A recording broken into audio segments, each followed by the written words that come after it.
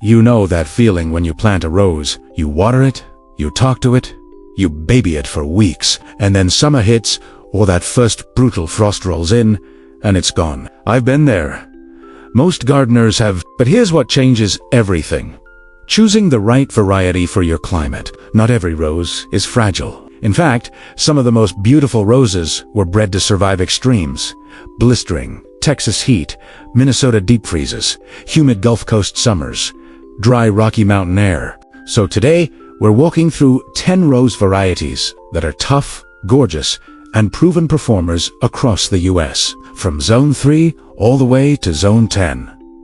Stick with me. By the end of this video, you'll know exactly which rose belongs in your garden. Before we get into the varieties, let's quickly set the stage. The USDA Plant Hardiness Zone map divides the country into zones based on average annual minimum winter temperatures. Zone 3 is brutal cold.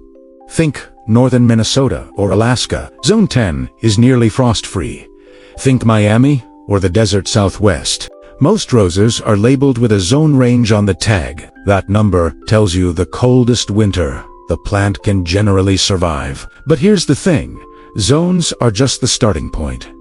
Humidity, rainfall, soil, and summer heat all matter too. So always treat zone ratings as general guidance. Not a guarantee, and check with your local extension office for your specific microclimate. Okay, with that foundation set, let's get into the roses. Let's start with a legend. If there's one rose that has earned its reputation worldwide, it's the iceberg. Bred in Germany in 1958 and introduced by Cords. It's been one of the best-selling roses in the world for over 60 years.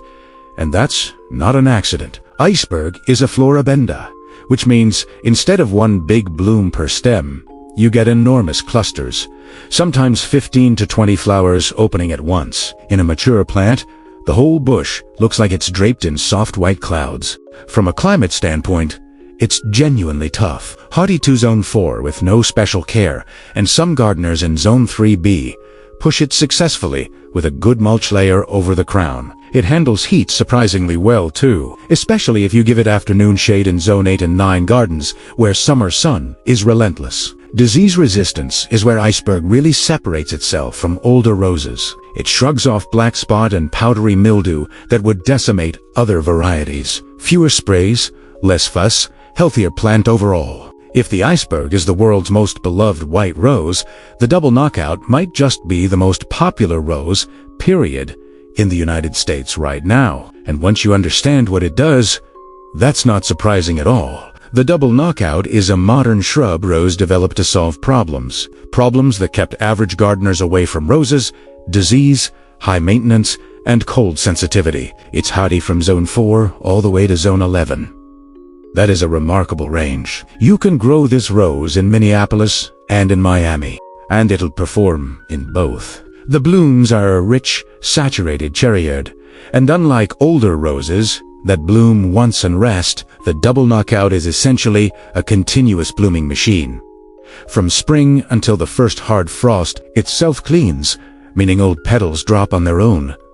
No deadheading required. Disease resistance is as close to bulletproof as a rose gets. Let's talk about a rose that earns its name on fragrance alone. The fragrant plum is a grandiflora rose, a class that sits between hybrid teas and You get the large, elegant bloom form of a hybrid tea, but with the cluster-producing habit of the color is genuinely stunning.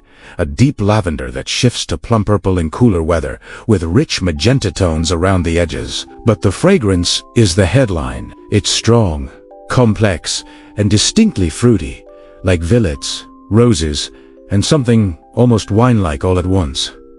One mature bush can scent an entire patio. It thrives across zones 5 to 9, handling both the cold winters of the mid-Atlantic and the warm summers of the South. Yellow roses have historically been tricky. They tend to fade fast in heat, and many are more disease-prone than their red and pink cousins. The Sunny Knockout changed that conversation. As part of the iconic Knockout family, it brings all the proven toughness of that line. Incredible disease resistance, continuous blooming, virtually zero deadheading, but in a warm, sunshine yellow that holds its color much better than older yellow varieties. The plant grows into a naturally rounded, tidy shrub. No staking, no fussing. It's reliable from Zone 4 through Zone 9, which puts it in reach for the vast majority of American gardeners. 4 gardeners in the cold north, Zone 3, Zone 2, places where most roses simply don't come back in spring. The rugosa rose is your answer. Rosa rugosa is a species rose native to the coasts and mountains of Eastern Asia. It's been growing wild in harsh conditions for thousands of years, and it shows this plant is essentially indestructible. The foliage is distinctive, thick, deeply wrinkled leaves that are naturally resistant to most fungal diseases. Blooms are large, and the fragrance is extraordinary, a deep, rich clovandro scent. And after the blooms, it produces some of the largest, most ornamental rose hips you'll ever see. Bright orange-red, almost tomato-sized, that persists through winter. If you've ever seen one of those perfectly cupped, densely petaled roses in a magazine and wondered, what variety is that? It's probably an English rose, and Olivia Rose Austin is one of the finest. David Austin English roses were bred to combine the old world bloom form, that gorgeous rosette shape packed with hundreds of petals, with the repeat blooming, disease-resistant traits of modern roses.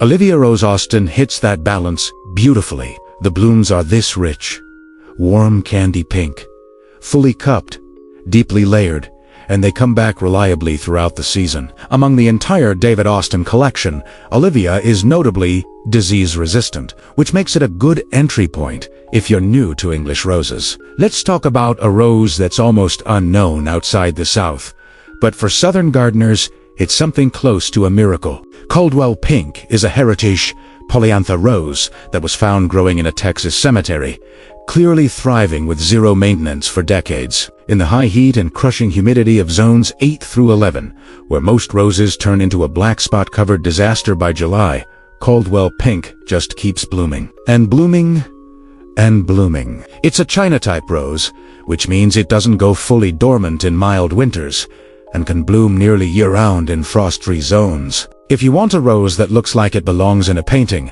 something with real warmth and personality, let me introduce you to Livin' Easy. This ARS award-winning Floribunda has one of those color combinations that's almost impossible to describe in just one word. It starts as a deep apricot orange, shifts toward peach and coral as it opens, and picks up copper and bronze tones in cooler weather. The plant itself is vigorous and upright, producing clusters of those ruffled blooms throughout the season. Livin' Easy performs across a wide band of the country, Zone 4 cold tolerance to Zone 9 heat tolerance. Let's go vertical. If you have a fence, an arbor, a pergola, or even a sturdy wall, New Dawn might be the most spectacular thing you can plant on it. New Dawn was actually the very first plant to receive a U.S. plant patent in 1930. This rose is extraordinary. It's a large flowered climber that can reach 15 to 20 feet, and when it blooms in late spring, the display is genuinely breathtaking. Hundreds of soft, pearl-pink cupped blooms tumbling across whatever structure it's growing on. For climate adaptability, it's one of the toughest climbers you'll find, cold hardy to Zone 4. And we'll close out our variety list with one of the most iconic roses in American garden history. Miss Ola American Bury won the All-America Rose Selections Award in 1968, and it's been a beloved garden staple ever since. The blooms are massive, up to 6 inches across, in that classic, deep, saturated pink that the finest hybrid teas are famous for. And the fragrance, this is the rose that people describe as the scent they think of when they hear the word rose. Rich, deep, classical, sweet.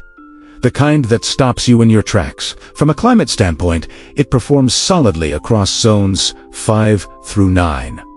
Before we wrap up, here's a quick cheat sheet for matching rose to climate. For the coldest climates, Zone 3 and 4, build your garden around the rugosa rose. In Zones 5 and 6, you open up to most of the varieties we covered today. This is prime rose country. For warm Zones 9 and 10, focused on the heat-tolerant performers. The knockout family, Caldwell Pink for the humid south, fragrant plum for dry warmth. And wherever you garden, in humid climates especially, disease resistance should be your first selection criterion. Remember, zone ratings and variety descriptions are general horticultural guidance. Your specific microclimate can shift performance significantly. Roses have a reputation for being difficult, and honestly, some of them are. But the 10 we walked through today, they've all been grown, tested, and proven in real gardens across this country. So whether you're in a northern state where winters are brutal, a southern garden where summer humidity is your enemy, or somewhere dry and scorching in the west, there is a rose on this list that belongs in your soil. Pick one. Plant it well.